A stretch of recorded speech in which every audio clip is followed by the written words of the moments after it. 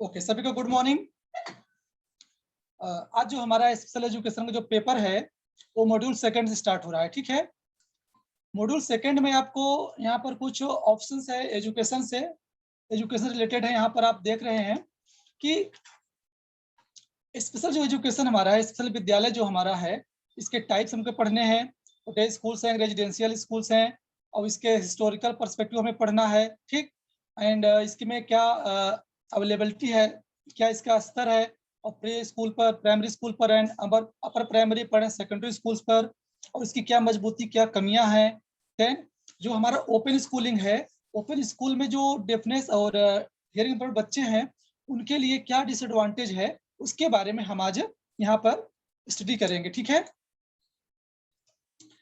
Special education, special education जो होता है जहां पर विशेष शिक्षक के द्वारा, मैंने आप लोग को पहले ही बताया था कि जहां पर विशेष शिक्षक के द्वारा विशेष विधियों के माध्यम से विशेष शिक्षण सामग्रियों के द्वारा विशेष बच्चों की शिक्षा प्रदान की जाती है, उसे क्या कहते हैं, विशेष विद्यालय कहते हैं। ठीक है, वो विशेष विद्यालय कहते हैं, और वहां पर विशेष शिक्षा हम उनको देते हैं जो विशेष बच्चे होते हैं। इस तरह के विद्यालय में जो हमारे पास संसाधन होता है, हियरिंग ग्रुपिंग एड होता है, यहाँ पर इंडिविजुअल हियरिंग एड भी हो सकता है, ऑडिटरी रूम भी होता है, स्पीच थ्योरी रूम होता है, आदि बहुत प्रकार की जो संसाधन की व्यवस्थाएं होती हैं हमें सभी यहाँ रखना चाहिए। ग्रुप हियरिंग एड समझते हो आप लोग? यहाँ पर देखो मैंने एक इमेज लगाया है कॉर्नर पर, यहाँ काफी बच्चे बैठे भी हैं। तो अगर एक टीचर सामने से बैठेगा और बोलेगा तो जो हमारे पूरे क्लास में बच्चे बैठे हैं सभी को आराम से सुनाई पड़ेगा। ठीक, अच्छे से उनको सुनाई पड़ेगा। और उसके आगे यहाँ देखो एक इंडिविजुअल हियरिंग ऑडिटरी रूम है। यहाँ पर बच्चे को क्या हम श्रवण प्रशिक्षण दे रहे हैं। यहाँ पे एक मैम है, एक स्टूडेंट है, उसको हियरिंग एड इस तरह लगा के उसको चेक किया जा रहा है। ठीक, इस तरह है। देन यहाँ पर एक मैम है और यहाँ पर एक बच्चा, उसको क्या कर, स्पीच थेरेपी रूम है, वो स्पीच थेरेपी दे रही है बच्चों को कि कौन सा शब्द, कौन सा वर्ड कैसे हमको बोलना है, कैसे उनको बुलवाना है। ठीक है, यहाँ पर इस प्रकार से अलग अलग प्रकार की व्यवस्थाएं होती हैं। ठीक है, अलग अलग प्रकार की व्यवस्थाएं होती हैं। इसके अलावा जो हमारा विशेष विद्यालय होता है, इसमें खासकर विशेष शिक्षक और विशेष संसाधन जो होते हैं ये विभिन्न प्रकार के होते हैं। ठीक है, इसमें आगे है, थोड़ा ढक गया है, और इसमें विशेषज्ञ भी शामिल होते हैं। विशेषज्ञ जैसे मैंने आपको स्टडी ही बता दिया था कि इसमें कुछ गाइडेंस एंड काउंसलिंग कंसल्ट भी होते हैं। तो अलग अलग प्रकार के इसमें शामिल किया जाता है। ठीक, और विशेष विद्यालय जो संचालन करते हैं इसमें डिफरेंट प्रकार की कुछ नीतियां हैं, कुछ अधिनियम से इसके माध्यम से संचालन किया जाता है। तो यहाँ नेशनल पॉलिसी ऑफ एजुकेशन 1986 में है कि ये भी पॉलिसी जब आया था तो उस समय शिक्षा के लोग को काफी प्रचार प्रसार किया कि हमें क्या विद्यालय में होना चाहिए, हमें कैसे विद्यालय को अच्छे से मेंटेन करना चाहिए। ठीक है, हमारे विद्यालय में क्या क्या रिसोर्स होना चाहिए। ठीक, इसमें है। कुछ हमारे पास अधिनियम आया, पीडब्ल्यूडी एक्ट 1995 में आया। आपको पता ही होगा पीडब्ल्यूडी एक्ट 1995 में एक मिनट में आपको यहाँ से मार्कर ले लेता हूँ, लग रहा है कि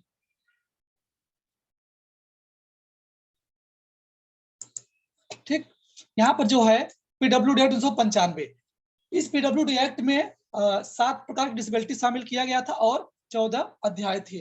14 अध्याय में विकलांग बच्चों से रिलेटेड ही बातें कही गई थी कि किसी में रोजगार है, किसी में शिक्षा है, किसी में उनके अधिकार की बात कहा गया है, किसी में उनके साथ डिसेबिलिटी को डिफाइन किया गया है। तो डिफरेंट तरीकों से करके 14 चैप्टर बनाया गया है। वैसे पीडब्ल्यूडी एक्ट एक अलग ही चैप्टर होता है एक्ट में, अगर जब वो पढ़ाया जाएगा तो आपको उसमें बहुत बारीकी से पढ़ा दिया जाएगा। अभी मैं यहाँ सिर्फ आपको बता रहा हूँ कि कुछ हमारे पास विशेष प्रकार की नीतियां और अधिनियम है जिनके माध्यम से हम विशेष विद्यालय को संचालन करते हैं। ठीक, उसके बाद आरसीआई 1992 में स्टैब्लिश हुआ है, न्यू दिल्ली में है। और यह जो आरसीआई काम होता है, यह जो विभिन्न प्रकार के विशेष विद्यालय हैं उनको ये रिकॉग्नाइज करता है, उनको एक प्रकार से मान्यता प्रदान करता है कि हाँ आपके यहाँ कोर्स चल सकता है। ठीक, देन कोठारी कमीशन भी आया था 1964 से 1966 तक था।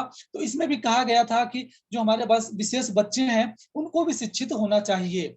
ठीक, नेशनल ट्रस्ट एक्ट 1999 में आया है। आपको पता होगा कि इस एक्ट के अंतर्गत 4 प्रकार की डिसेबिलिटियां शामिल है और इसमें 10 प्रकार के प्रोग्राम चलाए जाते हैं जिसके माध्यम से जो मल्टीपल डिसेबिलिटी होती है और देन जो MRID बच्चे होते हैं उनको फोकस करते हैं, CP बच्चों को।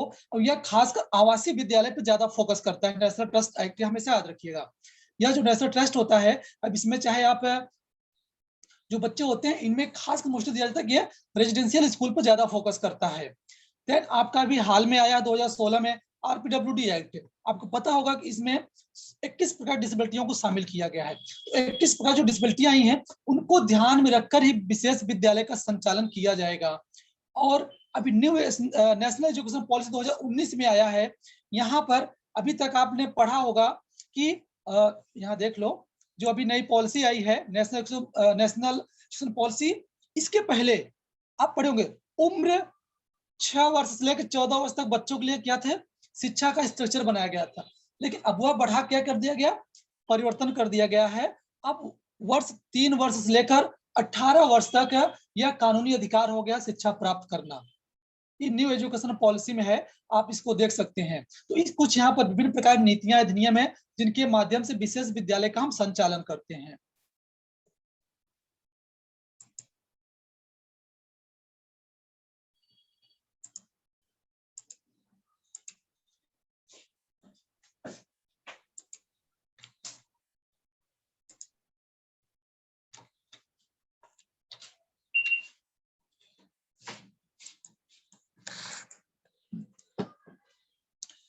विशेष विद्यालय के आवश्यक तत्व, विशेष विद्यालय में क्या क्या होना चाहिए।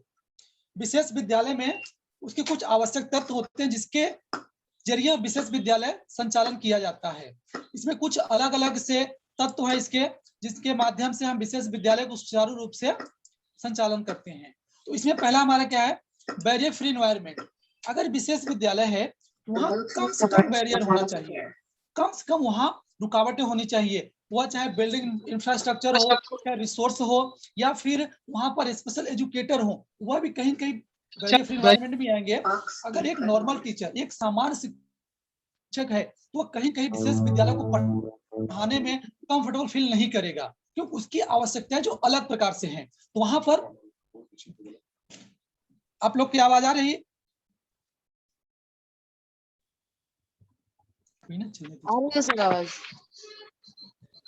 पृथ्वी दोस्त थोड़ा बोलो।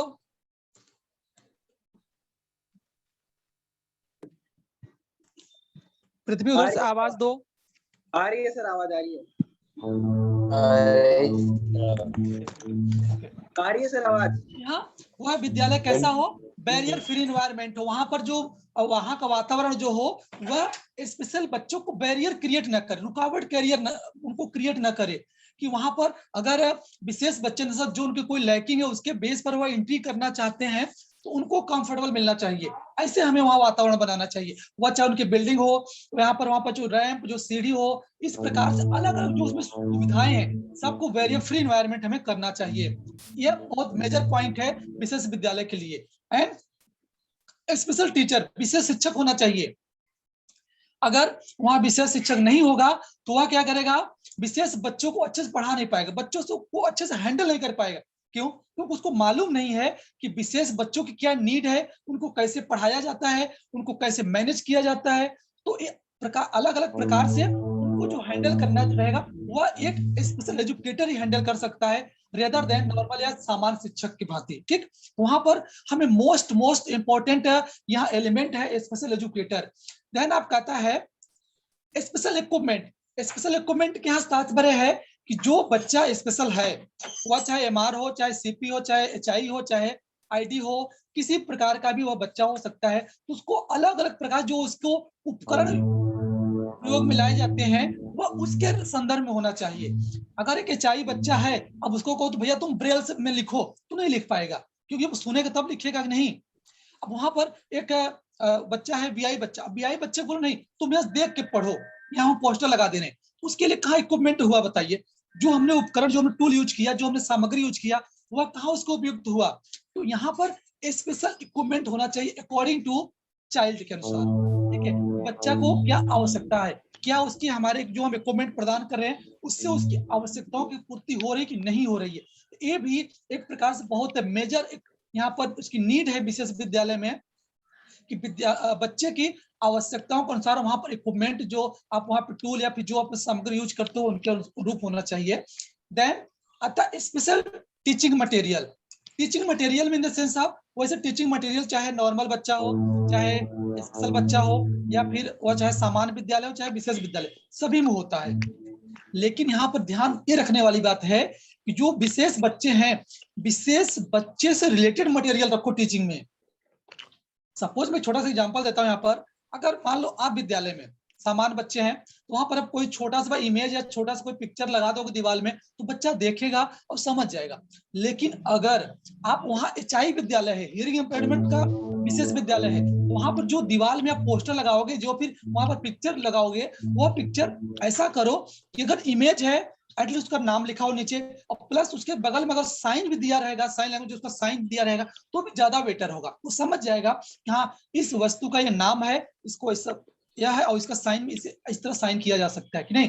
तो क्या हो जाएगा, वो स्पेशल टीचिंग मटेरियल बन जाएगा, वो है कि नहीं। या फिर आप जिस तरह से पढ़ा रहे हो, जो अपने मटेरियल यूज कर रहे हो पढ़ाते समय, वह भी बच्चे के संदर्भ में रख के करना चाहिए कि हाँ जो हम मटेरियल यूज कर रहे हैं उससे कितना लाभ हो रहा है हमारे बच्चे को, कितना हो रहा है, क्या हमारा बच्चा जो हमारे द्वारा पढ़ाया जा रहा है वो उसमें अप्रोप्रिएट उसके ऊपर बैठ रहा है कि नहीं बैठ रहा है। अगर वो अप्रोप्रिएट उसको फीलिंग नहीं होती, अप्रोप्रिएट हुआ या फिर कंफर्टेबल फील नहीं करता है, तो यानी आपका जो टीचिंग मटेरियल हुआ बच्चे के अनुरूप नहीं है, वह बच्चे के अकॉर्डिंग नहीं है। तो हमें स्पेशल विद्यालय में बच्चे के अनुसार ही हमें स्पेशल टीचिंग मटेरियल का कलेक्शन, स्पेशल टीचिंग मटेरियल का प्रयोग करना चाहिए। देन आता है आपका टीचिंग टेक्निक्स। टीचिंग टेक्निक से आप ध्यान रखना पड़ेगा। अब ऐसा नहीं है सामान्य विद्यालय की तरफ आप गए, विद्यालय में एंट्री किए, क्लास में गए, बच्चों को ब्लैक बोर्ड भर के लिख दिए, भैया इसको ब्लैक बोर्ड को उतारो अपनी कॉपी पर। तो ये क्या हुआ, आप तकनीकी तो ठीक है आपने किया, इससे आपका बच्चे का हैंड राइटिंग इंप्रूवमेंट होगा, ठीक है, वो टेढ़ा मेढ़ा नहीं लिखेगा, कुछ इसमें स्किल आएगा। लेकिन अगर वहां पर कोई बच्चा जो किसी विशेषता से ग्रसित हो, जो उसमें कुछ विशेष की वजह से हुआ, किसी डिसेबिलिटी या किसी वजह से हुआ, विशेष विद्यालय में विशेष उसकी आवश्यकता है, तो हमें ध्यान रखना चाहिए, हमें ध्यान रखना चाहिए कि वह जो वर्ड लिखा है, मैं रेफरेंस लेता हूँ हियरिंग इम्पेयर्ड बच्चों का, वहां वर्ड लिखा है, बट वर्ड का वहां क्या है, कोई इमेज नहीं है, कोई वहां चित्र नहीं है, तो क्या समझेगा उसने। सपोज कभी उसने देखा नहीं है कि हाथी बहुत बड़ा हो जानवर है, ठीक है, हाथी बहुत बड़ा जानवर है, सेंटेंस से ब्लैक बोर्ड लिखा है, आप कह रहे हो कि आप बच्चों इसको उतार लो कॉपी पर, ठीक। अब वो बच्चा के मन में एक उत्सुकता आई कि भाई हाथी बड़ा है, मतलब हाथी होता क्या है, उसने कभी देखा नहीं है कि नहीं, उसने कभी देखा नहीं। अब वहां पर अगर आपके विद्यालय में प्रोजेक्टर है और आपके विद्यालय में कंप्यूटर की व्यवस्था है, तो आप वहां उस हाथी का इमेज दिखाओगे, देखो ये हाथी क्या है, अदर जानवरों से बड़ा है, देखो बकरी छोटी होती है, गाय भी छोटे होते हैं, भैंस भी छोटे हैं, उनकी अपेक्षा को तुलना करो जो हाथी जानवर है ये बहुत बड़ा है। तो आपने जो तकनीक से उसको दिखाया वो क्या है, आपके विशेष विद्यालय में विशेष बच्चों के अनुरूप तकनीकी आई, और इससे बच्चे के अंदर शब्दों के साथ साथ उसमें इमेज भी आया, ठीक है, इमेजेशन भी हुआ कि हाँ हाथी इसी कहते हैं। अब जब वो कभी भविष्य में वो हाथी देखेगा तो या फिर कहीं सुनेगा या कहीं लिखा हुआ पढ़ेगा, तो उसके दिमाग में कंठस्थ हो जाएगा कि हाँ रियलिटी में एलिफेंट होता है, बहुत बिग एनिमल है, वो बहुत बड़ा जानवर है कि नहीं। अब इस तकनीकी से आप बच्चों को पढ़ा सकते हैं। देन विशेष विद्यालय बहुत बड़ा आवश्यकता है पॉलिसी। पॉलिसी में बहुत सारी बातें कही जाती हैं, जैसा देखा जाता है कि आज तक जो शिक्षा में सुधार आया, जो भी शिक्षा में आज बदलाव आया है, जब देश आजाद नहीं हुआ तब भी और देश आजाद होने के बाद भी आज भी शिक्षा में बदलाव आ ही रहा है, वह किसका योगदान है, वह सिर्फ और सिर्फ हमारे बने हुए संवैधानिक अधिनियम और नीति की देन है। अगर आज हमारे कानूनी अधिकार अधिनियम नहीं बने होते तो कोई बाध्य नहीं होता कि हम विशेष बच्चों को अपने विद्यालय में लेंगे एडमिशन, वो सीधा नकार देते कि नहीं हमको एडमिशन नहीं लेना है। लेकिन अगर गवर्नमेंट ने या अधिनियम या नीति ने यह निर्धारित कर दिया कि आप किसी बच्चे को एडमिशन से इनकार नहीं कर सकते, उनकी क्या मजबूरी बन गई है, नहीं हमें बच्चे को लेना ही पड़ेगा। यह किसका योगदान है, यह हमारी जो हमारे राष्ट्र में जो हमारे भारत में बनाई गई अधिनियम नीति जो उनका उन्हीं का योगदान है, जो कि आज हमारे विशेष विद्यालय में ले लो या फिर नॉर्मली किसी भी विद्यालय में ले लो, अगर कोई बच्चा एडमिशन लेने जाता है कोई विद्यालय वाला उनको नकार नहीं सकता, क्योंकि उनके पास कानूनी अधिकार है, वह इस चीज के लिए कह सकते हैं भाई हमारा हक है, हम शिक्षित होना चाहते हैं तो हमें शिक्षा ग्रहण करने का हक है और इस पर कोई नहीं रोक सकता। यहाँ ओवरऑल कह सकते हैं कि विशेष विद्यालय की आवश्यकताओं में जो कुछ हमने पॉइंट आपको फाइंड आउट करके दिखा रहा हूं, इसमें बैरियर फ्री होना चाहिए, उसमें विशेष शिक्षक होना चाहिए, विशेष टूल इक्विपमेंट सामग्री हो और उनमें तकनीकी का प्रयोग होना चाहिए, और साथ ही साथ जो हमेशा परिवर्तनशील पॉलिसी है, जो नीतियां बन रही हैं, उनके अनुसार हमें हमेशा अपडेट रखना चाहिए।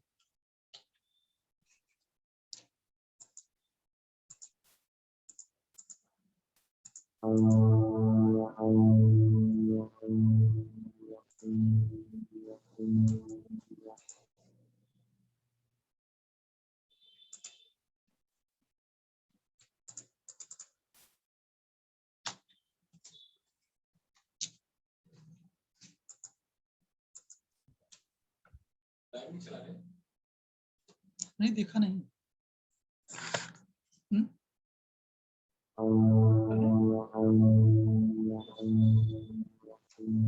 शुरू ही हुआ है, अभी शुरू अभी बहुत सारा मैटर है, कर दे रहा हूँ लाइव ऑन यूट्यूब ना।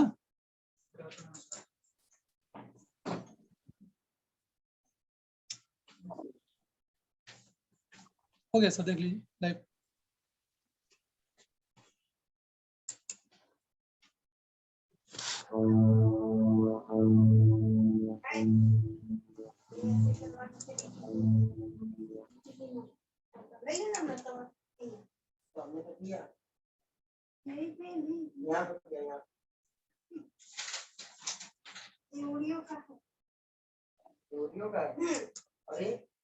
ओके, यहाँ पे देखिए, यहाँ पे कुछ स्कूल से टाइप हैं।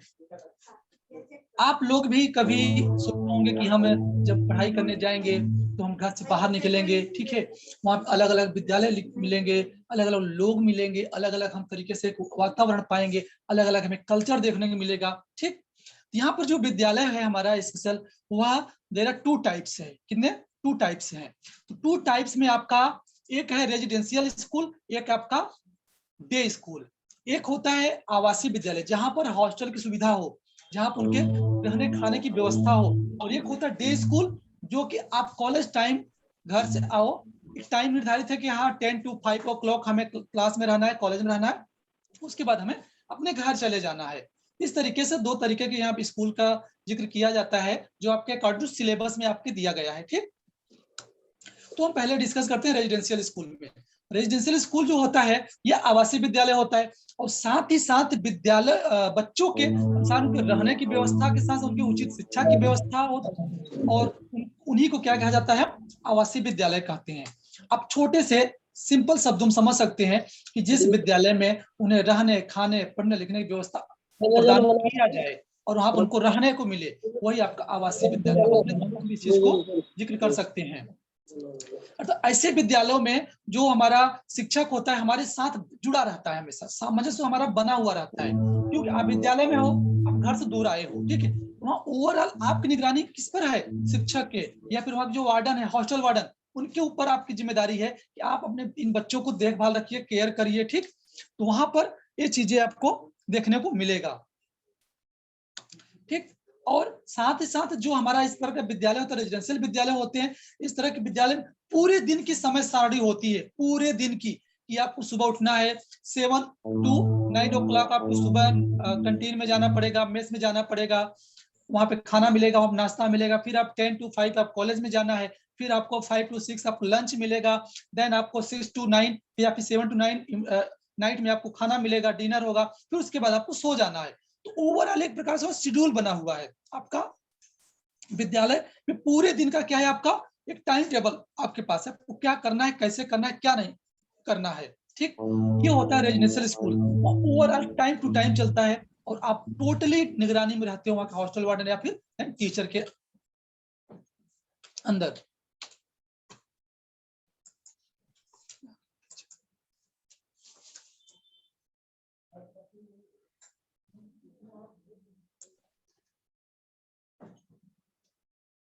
कुछ यहाँ लाभ है रेजिडेंशियल स्कूल के, बहुत लाभ है। यहाँ पर मैं जरूर कहूंगा कि अगर विद्यार्थी जीवन में अगर आपको हॉस्टल लाइफ नहीं मिला तो कहीं कहीं आप समझ शिक्षा ग्रहण जरूर कर लिए, पर जिंदगी जीने का तजुर्बा नहीं आता है, ऐसा लोगों से मैंने सुना है। कि हॉस्टल लाइफ होना चाहिए, क्योंकि उसमें बहुत सारे लाभ हैं उसके। ठीक है, इस तरह के विद्यालय में जो बच्चे पढ़ने जाते हैं, जो शिक्षा ग्रहण करने जाते हैं, उनमें जो सुविधाएं रहती हैं उससे रूबरू होते हैं, क्योंकि घर पे जो सुविधाएं थी उससे उनको अलग वहां सुविधाएं मिलता है। Time management, new new friend वहां बनते हैं, एज एक फैमिली वहां हमको मिलती है हॉस्टल लाइफ में। तो हमें एक अलग, वो भी प्रकार से लाभ है आपके हॉस्टल लाइफ या रेजिडेंशियल स्कूल में पढ़ने के लिए।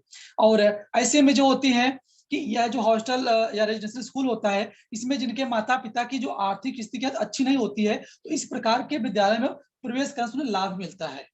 क्योंकि अगर अब बच्चा बाहर आके पढ़ाई करता है, तो आज जो इतनी कॉस्टली ड्यूरेशन चल रहा है, टाइम चल रहा है, इसमें शायद उनके माता पिता वो एजुकेशन का सर्वाइव न कर सके। लेकिन जो हमारा आवासीय विद्यालय है, वहाँ निम्नतम या कुछ ही तक वहां का रेट होकर वहां पर जो शिक्षा ग्रहण कराई जाती है, वहां पर आर्थिक स्थिति जो गरीब माता पिता है वह भी अपने बच्चों को वहां शिक्षा प्रदान कराने भेज सकते हैं। तो इसमें बहुत बड़ा यह भी लाभ है उनके माता पिता और बच्चे के लिए। और इस प्रकार के विद्यालय में, ठीक है, एक समान जो दिव्यांग बच्चे होते हैं, ठीक है, उनको अलग अलग तरीके से उनमें सब मतलब शिक्षा प्रदान किया जाता है, और उनके साथ ज्यादा से ज्यादा लोग मिलते हैं, जिससे उनको संप्रेषण करने में उनको क्या होती है, तकलीफ नहीं होती, कठिनाई नहीं होती है। यह भी प्रकाश में लाभ है। और आवासीय विद्यालय में प्राय निषिक्त बच्चों के साथ साथ विभिन्न प्रकार के संसाधन उपलब्ध होते हैं, जिससे इन बच्चों की क्या आवश्यकताओं को पूर्ति होती है।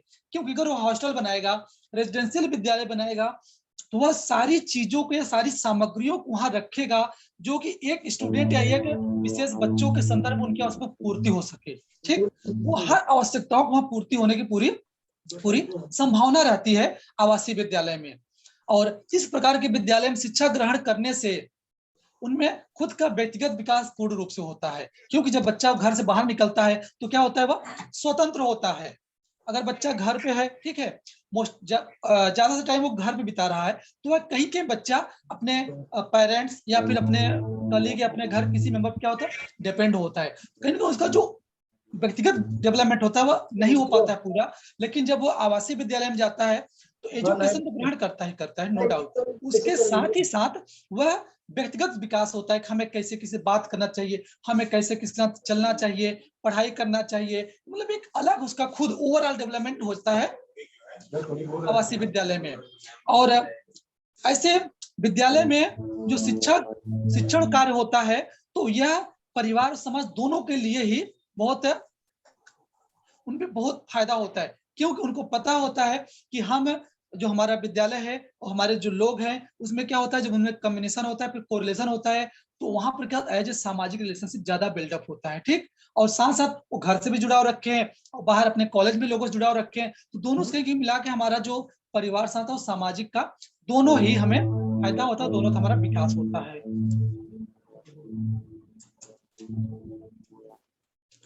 कुछ इसके डिसएडवांटेज भी हैं। अगर भाई लाभ है तो हानियां जरूर होगी। पहला, अगर आवासीय विद्यालय में बच्चा रहने गया है तो वह वातावरण से अलग हो जाता है। क्यों? वो टोटल टाइम जो होता है उसका पूरा वह विद्यालय या फिर आवासीय विद्यालय में बीतता है। स्कूल से हॉस्टल, हॉस्टल से स्कूल में रह जाता है। नहीं, वह विकास तो होता है, लेकिन वो क्या है, एक बंद कमरे की तरह रहता है। बस उसको कॉलेज में जाना है, कॉलेज से फिर उसको हॉस्टल में जाना है, हॉस्टल से कॉलेज जाना है, बस रोजमर्रा की लाइफ उसकी यही रहती है, उसको और कहीं जाने को नहीं दिया जाता है। तो यह भी उसका हानि है या फिर उसका कह सकते हैं लाभ नहीं है आवासीय विद्यालय में रहने के लिए। और इस तरह के विद्यालय में जो बच्चे पढ़ने जाते हैं उनको समाज के मुख्य धारा से क्या होते हैं, थोड़ा अलग हो जाते हैं। माना कि हाँ वहां पे गए, उनके नए नए फ्रेंड बनते हैं, नए नए लोग मिलते हैं, उनसे उनका रिलेशन से बिल्डअप होता है, लेकिन कहीं कहीं वो समाज की मुख्य धारा से अलग समझते हैं। क्यों? कि वह जो विद्यालय वो पूरा समाज नहीं है। जो उनका आवासीय विद्यालय है, जो रेजिडेंशियल स्कूल है, वो पूरा समाज नहीं है। बट हाँ, समाज का छोटा सा पार्ट हम मान सकते हैं कि हाँ जो उनका आवासीय विद्यालय वो है। तो अगर वहां पर है तो क्या हो, सिर्फ वही जो उसके दोस्त वही उनको हमेशा वही रहेंगे। नए लोग जब सेशन शुरू होगा या फिर सेशन खत्म, तो कुछ लोग उनमें इंक्लूड, उनसे उतना उनका संबंध रहेगा। लेकिन वह अगर बच्चा बाहरी समाज से जुड़ाव रखा है, तो वहां पर क्या होता है, जैसे आप ही हो, सोचो या फ्री हो, अब यहाँ कॉलेज टाइम से गए तो दिन भर बाजार में जा रहे हो, रोड पे जा रहे हो, यहाँ घूम रहे हो, वहां घूम रहे हो, हर जगह घूम रहे हो। इससे क्या हुआ, आप समाज की हर चीज से रूबरू हो रहे हो कि क्या होता है समाज में, कैसे होता है कि नहीं। ये सारी चीजें आपको देखने को मिलती है। और इसमें क्या होता है, बच्चों को जो होता है मौखिक संप्रेषण प्रभावी होता है, क्योंकि एक ही स्तर के बच्चे विद्यालय में होने के कारण उनका संप्रेषण कौशल एक प्रकार का अर्थात नॉन ओरल होता है। क्योंकि भाई देखो, आपने देखा होगा, आप जिस इसमें जितने लोग क्लास अटेंड कर रहे हो, जितने देखेंगे, उसमें से अगर जिन्होंने मोस्टली हॉस्टल लाइफ जिया है, जो उनका हॉस्टल पार्टनर, जो रूम पार्टनर होता है, या फिर जो वहाँ पर स्टैंडर्ड बनाया जाता है, एक रूम है उसमें 5 बच्चे, तो पांचों एक ही क्लास में रखे जाते हैं। ठीक है, ऐसा नहीं किया कि 9th का, एक 10th का, एक 12th का, एक बीए का, ऐसा नहीं रखा जाएगा। क्लास बाई क्लास रखा जाता है, जिससे उनका ग्रुप स्टडी हो सके। इससे क्या होता है, सभी एक ही तरह के अगर वहां रहेंगे तो क्या होगा, उनका जो अलग अलग चीजों क्या उससे प्रभावित होगा।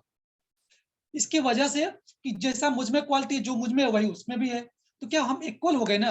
अगर हमारे साथ कोई अलग व्यक्ति अलग होता, उसके भी स्किल सीखते, उसके भी कुछ हम लक्षण हमारे अंदर आता, नहीं हमको ऐसा करना चाहिए। यहाँ पर अगर हियरिंग इम्पेयर्ड बच्चा है, तो वहां उस बच्चे का क्या होता है, जो नॉन वर्बल होता है वह आभाषिक जो उसका संप्रेषण होता है वह इससे प्रभावित होता है। और बच्चों के अधिक संख्या कारण, बच्चों की जो उनकी संख्या होती है, पॉपुलेशन होती है स्टूडेंट की क्लास या उस आवासीय विद्यालय में होने के कारण क्या होता है कि वह बच्चे कंटिन्यू रेगुलर नहीं पढ़ पाते हैं। प्लीज भैया, कौन प्रद्युमन सिंह फौजदार, अपना कैमरा ऑफ कर लीजिए भैया, आप कैमरा ऑन है।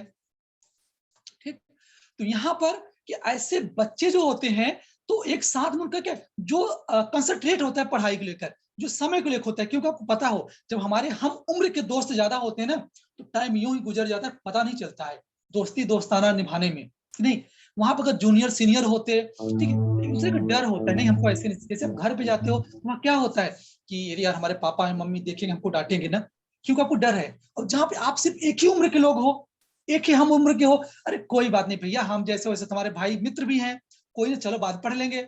इस तरीके की जो आपकी प्रक्रिया है, या इस तरह से जो शिक्षण क्रिया करोगे, इससे क्या होगा, कहीं कहीं आपका जो शिक्षक होगा वह सब पर ध्यान भी नहीं दे पाएगा। ठीक है, और अगर ध्यान दिया तो भी इस ओवरऑल बातों को मिलाकर हम देखा जाए तो इस तरीके से उनमें जो कॉग्निटिव डेवलपमेंट होता है वह बहुत कम होता है।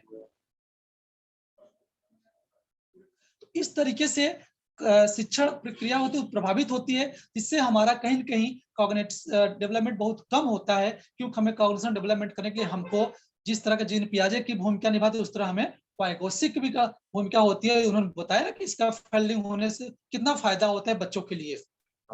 और इस तरह विद्यालय में शिक्षा ग्रहण करने वाले विद्यार्थियों के जो माता पिता होते हैं, ठीक है, माता पिता बच्चों के उनमें क्या विकास हो रहा है, क्या वो सही कर रहे हैं क्या गलत कर रहे हैं, ये उनके माता पिता नहीं देख पाते हैं, क्योंकि उनसे वो दूर होते हैं। उनको थोड़ी पता है कि हमारा बच्चा पढ़ रहा है कि घूम रहा है। आप सोचो, घर से बाहर हो, 1 घंटा पढ़ते दिन भर, पता रोड पे चक्कर काट रहे हो। हाँ, ये क्या है, क्योंकि माता पिता की निगरानी नहीं दे सकते हैं। आप थोड़ी देख रहे हैं हमारा बच्चा क्या कर रहा है, दिन रात आके सो रहा है, पढ़ाई नहीं कर रहा है, और उनको लग रहा है बच्चा पढ़ने गया है। अगर घर पे रहोगे तो आपको टाइम रहेगा कि हमारा बच्चा क्या कर रहा है क्या नहीं कर रहा है, एक निगरानी होती है, एक मॉनिटरिंग होती है, बट वहां पर नहीं होता है। तो ओवरऑल मिला के यह भी कहीं की यहाँ पर हानियां हैं रेजिडेंशियल स्कूल के।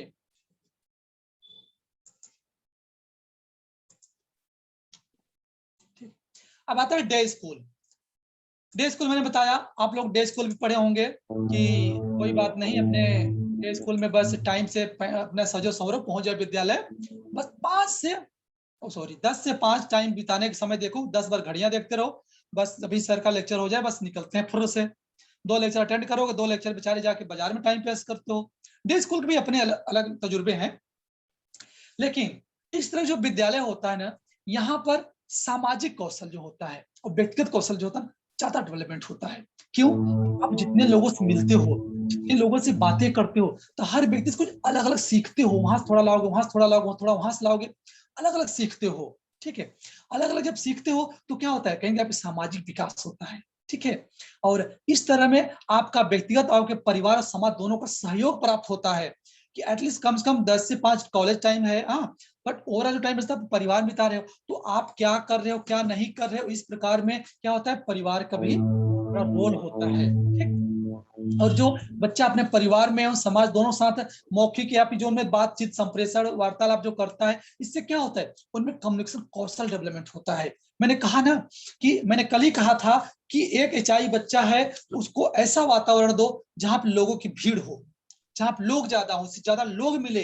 जहां ज्यादा से लोग इंटरेक्ट हो, ज्यादा उससे बातचीत करें, तो वहां पर बच्चे का बहुत प्रकार प्रकार के उसमें विकास होते हैं। ठीक है, कितने लोगों से मिले उससे डर हट जाएगा कि आई एम डेफ, कि मैं हियरिंग इम्पेयरमेंट, उसके पहले बात इस चीज का हेजिटेशन हट जाता है, और साथ साथ वह बातचीत करेगा, उसमें संप्रेषण कौशल बहुत विकास होता है अगर वह लोगों से मिलता है, अपने परिवार में, समाज में, हर लोगों से।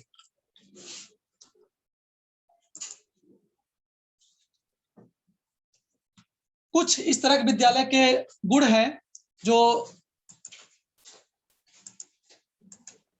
अगर डे विद्यालय है, डे स्कूल है, तो उसके भी अपने कुछ फायदे हैं।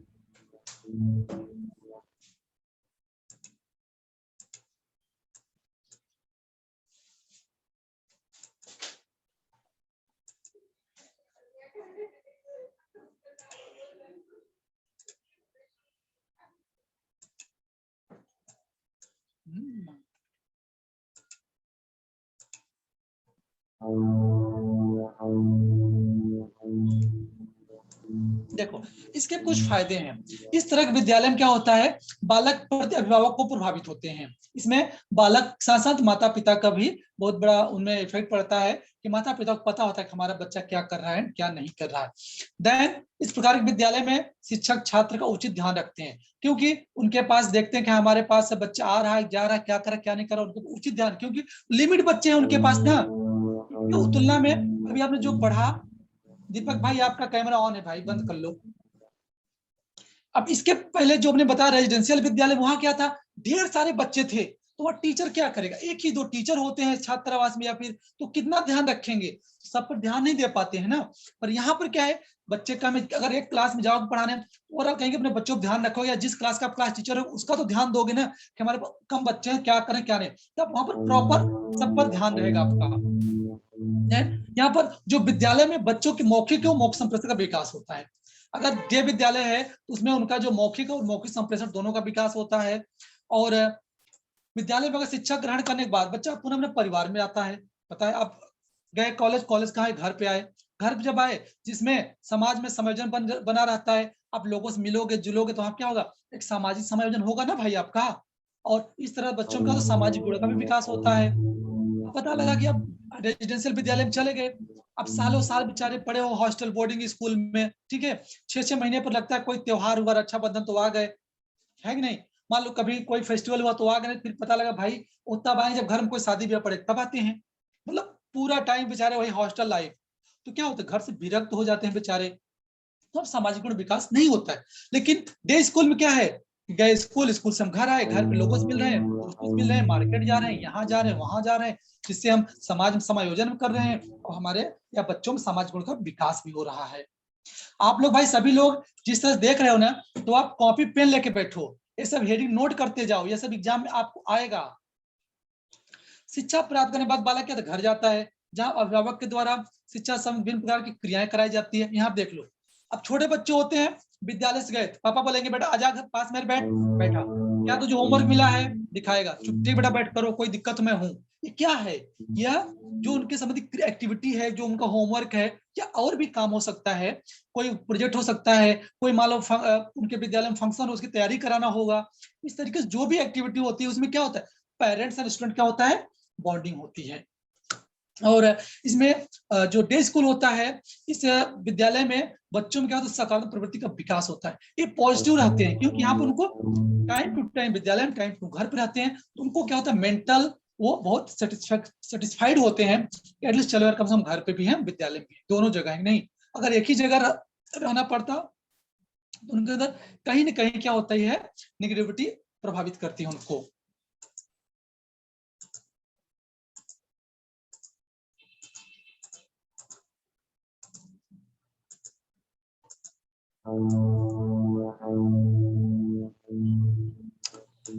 यहाँ भी देखो, आपका नेक्स्ट पॉइंट है, आप लोग सिलेबस में देखते रहिए भाई, सिलेबस यहाँ मेरे पास नहीं है, आप लोग देखते रहो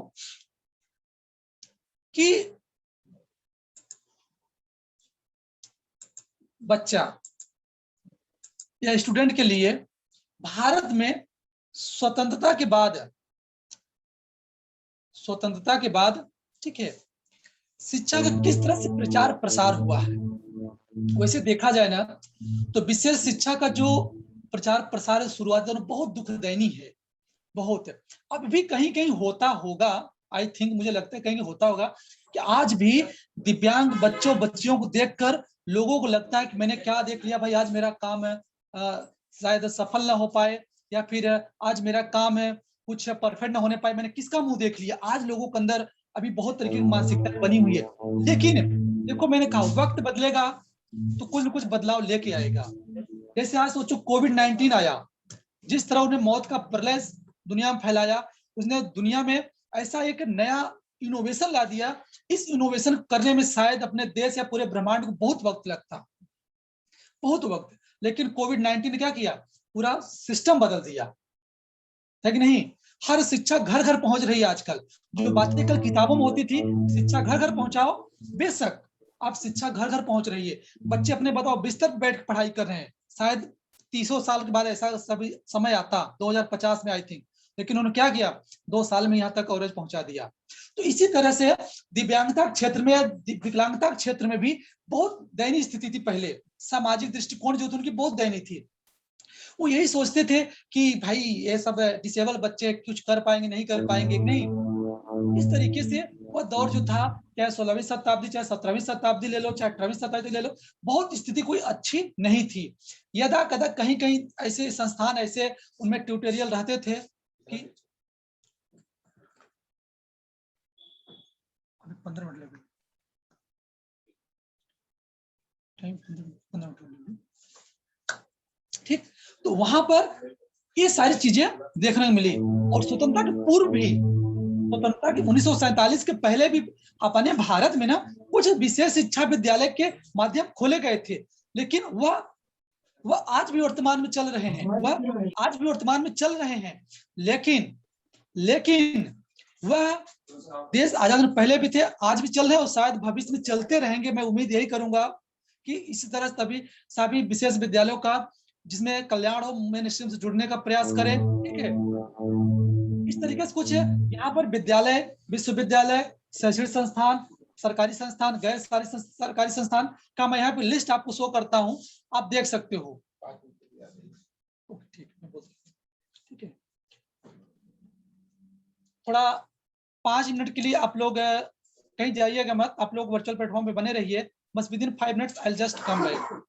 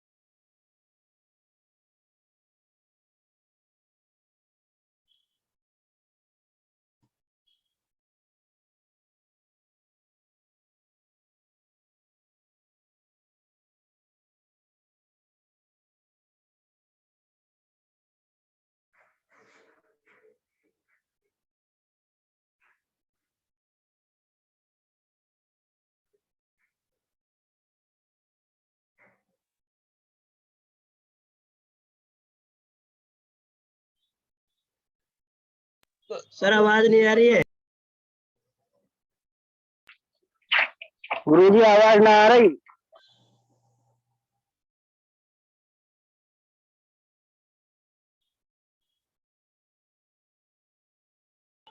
सर ने 5 मिनट रुकने के लिए बोला है।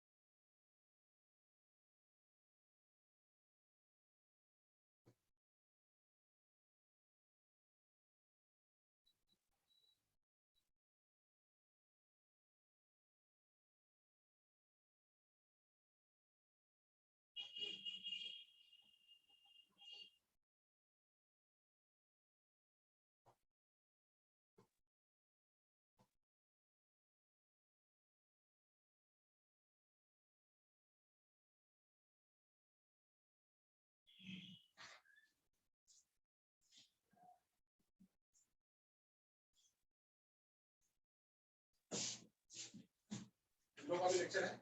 हाँ, मंजू साहब मेरी बात जस्ट तो जाएंगे, पहले उनका पहले रखिए। मंजू का दया कर सभी।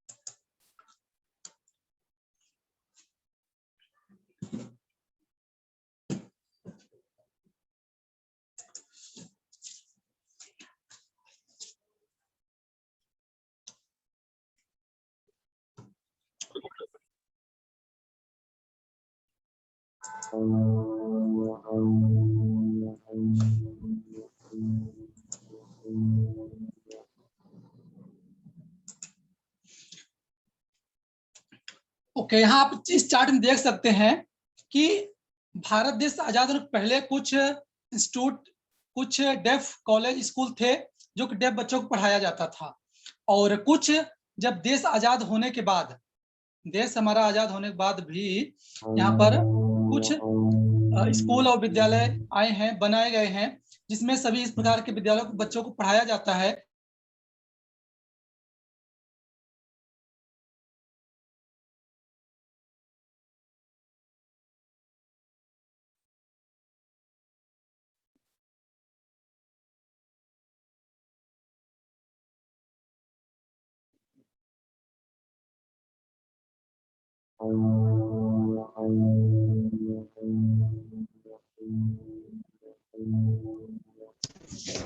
सर आवाज नहीं आ रही। ने भारत का पहला डेफ विद्यालय माना जाता है, और देश आजाद होने पहले की बात है। अगर देश आजाद होने की बात करते हैं इस तरीके से देखिए, यहाँ एनसी चतुर्वेदी स्कूल है। ये एनसी चतुर्वेदी स्कूल 1948 में बनाया गया। इसका पूरा नाम निर्मल चंद्र चतुर्वेदी स्कूल, जो कि आपके लखनऊ यूपी में स्टैब्लिश है। ठीक, और उसके बाद दूसरा हमारा विद्यालय है special school for the deaf, Tamil Nadu में बनाया गया। ये 1887 में निर्माण हुआ। यहाँ पर भी स्पेशल बच्चों को, हम जो हियरिंग इम्पेयर्ड बच्चे थे, उनके शिक्षा यहाँ कार्यक्रम किया जाता, उनको पढ़ाया लिखाया जाता था। And deaf and dumb school एक कोलकाता में है, 1893 में बनाया गया। ठीक, ये कुछ यहाँ पर विद्यालय हैं जो कि आजादी के पहले बनाए गए थे, जिसमें श्रवणबाधित बच्चों को शिक्षा दिया जाता था। लेकिन जब हमारा देश आजाद हुआ उसके बाद, पहला मैंने आपको बताया 1948 में एनसी चतुर्वेदी स्कूल, निर्मल चंद्र स्कूल इसका पूरा नाम है, यह लखनऊ उत्तर प्रदेश में स्टैब्लिश है। देन कोठारी कमीशन आया, मैंने इसको पहले चर्चा कर ही चुका हूँ। Then AIISH, all India institute for speech and hearing, ठीक, यह मैसूर में है। यहाँ पर जो हियरिंग अपने बच्चे होते हैं उनसे रिलेटेड जो भी, चाहे ऑडिटरी स्पीच, चाहे वर्बल स्पीच, चाहे उनमें कोई हियरिंग प्रॉब्लम हो, इस सब सारे तरीकों को ध्यान में रखते हुए उनको इस इंस्टीट्यूट में उनको मुहैया कराया जाता है, उनको शिक्षा प्रशिक्षण भी कराया जाता है। देन बॉम्बे यूनिवर्सिटी 1974, 1974 में बॉम्बे यूनिवर्सिटी, इस यूनिवर्सिटी में यहाँ पर स्पेशल एजुकेशन को बढ़ावा दिया गया, क्योंकि यहाँ से जो शिक्षक निकलते थे उनको स्पेशल एजुकेटर नाम दिया जाता था कि आप अगर यहाँ पढ़ाई कर रहे हो तो आप आगे जाकर आप विशेष बच्चों को पढ़ा सकते हो। जैसे आज आप डीएड कर रहे हो, ठीक है, डीएड कर रहे हो तो डीएड करने के बाद आपका क्या गोल है कि आप I want to become a special teacher बनना है ना, तो आपको लोगो लगेगा पीछे, आपने स्पेशल डीएड किया है या डीएड स्पेशल किया है। उसी तरीके से बॉम्बे यूनिवर्सिटी जो स्टैब्लिश हुई थी 1974 में, वहां पर इस तरीके से प्रोग्राम चलाए जाते थे। उसके बाद आपका आता 1983 अली और जंग इंस्टीट्यूट, आप देख ही रहे हो। ठीक, यहाँ क्या है, यहाँ पर भी स्पेशल श्रवणबाधित बच्चों के लिए जो आपका बीएड, एमएड, पीएचडी तो कराया जाता है, और साथ ही साथ यह एवाईजीएसएसडी जो आपका नेशनल इंस्टीट्यूट है, यह पूरे भारत में बहुत सारे संस्थानों को मान्यता दर्जा प्रदान करता है कि आप डीएड कराओ, ठीक है। तो वहां से भी काफी कॉलेज है जो संबंध है, जो विद्यालय चलाए जा रहे हैं। यह भी स्पेशल स्कूल को, शिक्षा को यहाँ बढ़ावा दिया जा रहा है। राष्ट्रीय शिक्षा नीति 1986, वैसे मैं बता दूं राष्ट्रीय शिक्षा नीति जो 1986 है, जो पहली बार आई थी अपने भारत में, पहली 1968 में आई थी, 1968 में, लेकिन वो ज्यादा सफल नहीं रही। तो फिर बाद में आया कुछ उसमें सुधार करके 1986 में, जो काफी हद तक सक्सेसफुल रही। उसमें भी विशेष बच्चों को लेकर बातें कहा गया कि विशेष शिक्षाओं को, कि हमें ये भी समाज के अंग, इनको भी शिक्षा ग्रहण करना चाहिए। लिटिल फ्लावर स्कूल है 1987 में, यहाँ पर भी बच्चों को, स्पेशल जो चाइल्ड थे उनको शिक्षा दिया जाता था। देन आरसीआई 1992 में आया। मैंने आरसीआई के बारे में जिक्र तो पहले आपसे कर चुका हूँ, यहाँ फिर बता देता हूँ कि 1992 में स्टेब्लिश हुई, और यह जो आरसीआई है एमएसजेई के अंतर्गत काम करती है।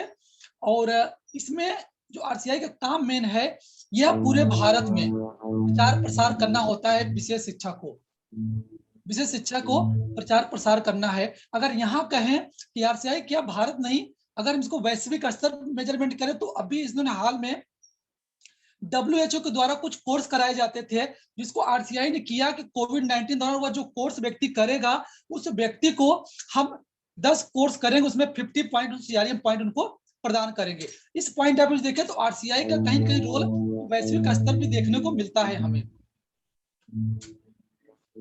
ठीक। And DPD, district primary education program, 1994 में इसका स्थापना हुआ, और यह आपके डिस्ट्रिक्ट में जो प्राइमरी एजुकेशन प्रोग्राम होता है, जो कार्यक्रम चलाया जाता है, वह विशेष बच्चों को ज्यादा प्रेफर किया कि इसमें विशेष बच्चों को हम शामिल करेंगे। और यहाँ पर विशेष बच्चों को कौन, अब 1994 में देखो स्थापना हुआ, ठीक है। 1995 में क्या है, पीडब्ल्यूडी एक्ट आया। जो पीडब्ल्यूडी एक्ट में 7 प्रकार की डिसेबिलिटियां शामिल थी, उन्हीं को लेकर भी सारी संदर्भ बात हो रहा है। कब तक? 2016 तक है। जितने भी प्रावधान बनाए गए, वो चाहे शिक्षा से रिलेटेड हो, चाहे बैरियर फ्री एनवायरनमेंट से हो, जो भी कुछ, चाहे स्कॉलरशिप हो, चाहे आपका लोन हो, चाहे भत्ता हो, ओवरऑल ओनली वन 1995 एक्ट के अनुसार सारी डिसेबिलिटी शामिल किया गया था। जब 2016 में आपके आया right to person disability act, 2016 में जब 21 पर डिसेबिलिटी शामिल किया गया, वहां से जो भी बनाए जाएंगे प्रावधान, नीति, अधिनियम, वह 21 प्रकार डिसेबिलिटियों को शामिल किया जाएगा, ठीक। नेशनल ट्रस्ट एक्ट, मैंने इसके पहले भी आप बताया, इसमें कुछ है जो मैं पहले डिस्कस कर चुका हूं। इसके बाद सर्व शिक्षा अभियान 2000 में आया। जगत रामभद्राचार्य चित्रकूट है, यह विश्वविद्यालय है, इसकी स्थापना 2001 में हुई थी। यह टोटल दिव्यांग बच्चों के लिए यूनिवर्सिटी है। यहाँ पर 10+2 के बाद, 10+2 का मतलब आप इंटर तक अपने यहाँ कर लो स्कूलिंग शिक्षा, उसके बाद हायर एजुकेशन में, चाहे आपको बीए करना हो, चाहे आपको बीसीए करना हो, चाहे एमकॉम करना हो, चाहे आपको पीएचडी करना हो, चाहे आपको बीएड करना हो, चाहे एमएड करना हो, चाहे स्पेशल बीएड एमएड, या फिर जनरल बीएड एमएड, या आपको एमए करना है, या फिर पीएचडी करना है, बहुत ढेर सारे कोर्स चलाए जाते हैं इस विश्वविद्यालय चित्रकूट जगत रामभद्राचार्य विश्वविद्यालय में। और यह टोटल दिव्यांग जनों के लिए है, ठीक। उसके बाद मध्य प्रदेश भोज विश्वविद्यालय है, यह 2005 में आया। 2005 में यहाँ इस विश्वविद्यालय में भी विशेष शिक्षक तैयार किए जाते थे। राशि टंडन मुक्त विश्वविद्यालय, यह ओपन यूनिवर्सिटी है, ठीक है। यहाँ पर आपको एडमिशन लेकर पढ़ाई करना है। यह खासकर उनके लिए है जो रोजगार कर रहे हैं कहीं पर, या फिर जो इस समय रेगुलर क्लास या रेगुलर कोर्स नहीं कर सकते, उनके लिए शिक्षा मुहैया कराया गया। आज भी राशि टंडन मुक्त विश्वविद्यालय में आपका बीएड, HI, MR 3 कैटेगरी से बीएड कराया जाता है, तीनों डिस्टेंस मोड है। देन आपका 2008 में DSMNRU doctor Shakuntala Mishra national rehabilitation university Lucknow में है। यहाँ देखा जाए, यह भी विशेष शिक्षा को बहुत ज्यादा बढ़ावा, बहुत ज्यादा प्रचार प्रसार किया है। यह एक ऐसी यूनिवर्सिटी है जहां पर इंक्लूसिव सेटअप पे काम करती है, इंक्लूसिव सेटअप पे काम करती है, समावेशी के आधार पे काम करती है। यहाँ पर ऐसा इंफ्रास्ट्रक्चर है, वैसे वहां पर वातावरण बनाया गया है जिसमें सभी प्रकार के दिव्यांग बालक पढ़ाई लिखाई कर सकते हैं। IGNOU Indira Gandhi national open university new Delhi में है, यह भी डिस्टेंस एजुकेशन में कराया जाता है।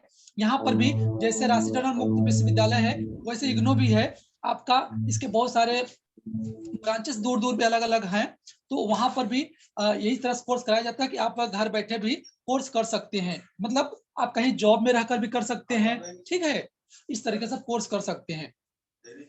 अभी हाल में आपका राज्य शिक्षा नीति 2019, ठीक है, 2000 शिक्षा नीति 2019 आया है, तो उसमें भी जब ये बात कही गई विषय शिक्षा की, तो मैंने आपको भी बताया कि 2016 के बाद जो भी नीति अधिनियम बनाए जाएंगे या बने हैं अभी, सब में 21 प्रकार डिसेबिलिटी को शामिल करके ध्यान में रख के बनाए गए हैं। और 2016 के पहले जो भी बनाए गए हैं नीति, अधिनियम, एक्ट, प्रोग्राम या फिर कोई योजना लाई गई, वह पीडब्ल्यूडी एक्ट के अनुसार 1995 में जो 7 प्रकार डिसेबिलिटी शामिल थे उन्हीं के बेस पे बनाया गया है। ओवरऑल की यहाँ बात करें तो हमने देखा कि कुछ स्कूल है जो स्वतंत्रता के पहले स्टैब्लिश हुए थे, कुछ हैं जो हमारे देश आजाद होने के बाद बनाए गए हैं, जिसमें विशेष विद्यालय और विशेष बच्चों को हम शिक्षा मुहैया कराते हैं।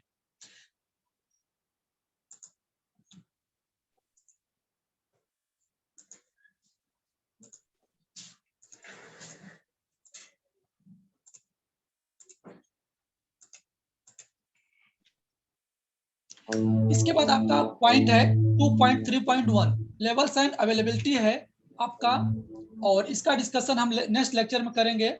इसके बाद हमें नई फैकल्टी का सेशन चलेगा, ठीक है। तो आप लोग अगर 5 मिनट का ब्रेक लेना है तो 5 मिनट आप ब्रेक ले लो, उसके बाद फिर नया हमारा क्लास चालू होगा, ठीक। और 2.3.1 जो हमारा है टॉपिक लेवल्स एंड अवेलेबिलिटी, इसके बारे में हम नेक्स्ट क्लास में चर्चा करेंगे।